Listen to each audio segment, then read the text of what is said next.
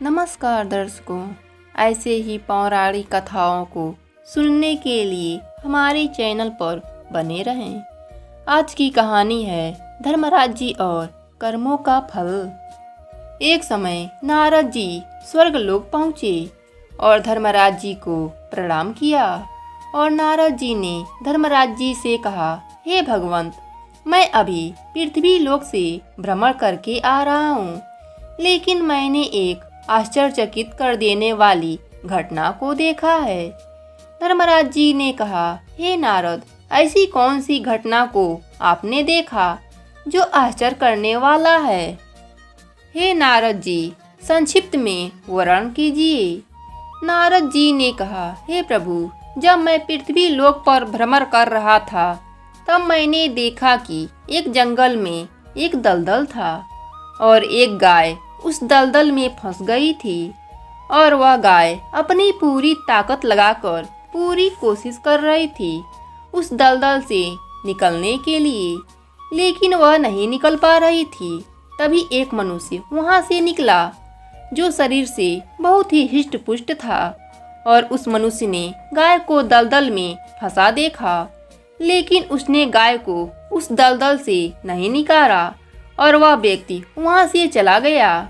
कुछ दूर जाने के बाद उसको सोने से भरा एक छोटा सा कलश मिला और वह सोने का कलश लेकर वहां से चला गया।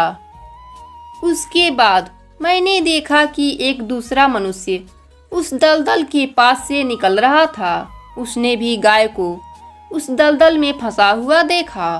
उस दूसरे व्यक्ति उस गाय को अपनी पूरी ताकत लगाकर उस दलदल से बाहर निकाला, लेकिन कुछ दूर जाने के बाद वह व्यक्ति गड्ढे में गिर गया, जिससे उसको हल्की फुल्की चोटें भी आई। हे प्रभु, यह सब देखकर मुझे अत्यधिक आश्चर्य हुआ। यह कैसा न्याय है? जिसने गाय को बचाकर पुण्य किया उसको क्षति पहुंची और जिसने गाय नहीं बचाकर पाप किया उसे स्वर्ग से भरा कलश मिला।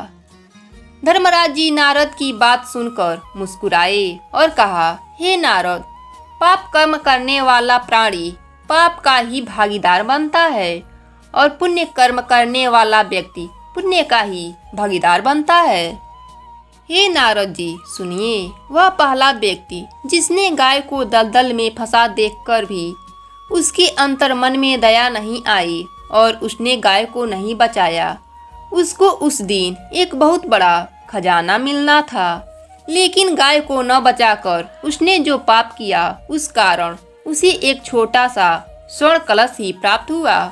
और वह दूसरा मनुष्य जिसने गाय को उस दलदल से निकाला और गाय की जान बचाई, उसी दिन उस दूसरे व्यक्ति को एक खाई में गिरकर उसकी मृत्यु होने वाली थी, लेकिन उसके पुण्य की वजह से उसकी मौत टल गई और उस गड्ढे में गिरने से हल्की फुल्की चोटें आई।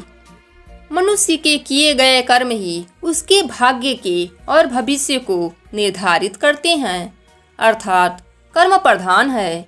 जैसा कर्म होगा वैसा ही फल और भाग्य होगा, इसलिए सदैव अच्छा कर्म करना चाहिए। हे नारद, बुरे कर्म से बनी बनाई संपत्ति का भी नाश हो जाता है और अच्छे कर्म करने से मनुष्य को धन, यश, कीर्ति, दीर्घायु और सुख समृद्धि की प्राप्ति होती है। पाप कर्म करने वाला भले ही सांसारिक दृष्टिकोण से सुखी लगता है, लेकिन वह अंदर ही अंदर खोखला हो जाता है। उसको अनेक पीड़ादायक रोग घेर लेते हैं। वह हमेशा चिंताओं से ग्रस्त रहता है और वह अंदर ही अंदर मरता रहता है।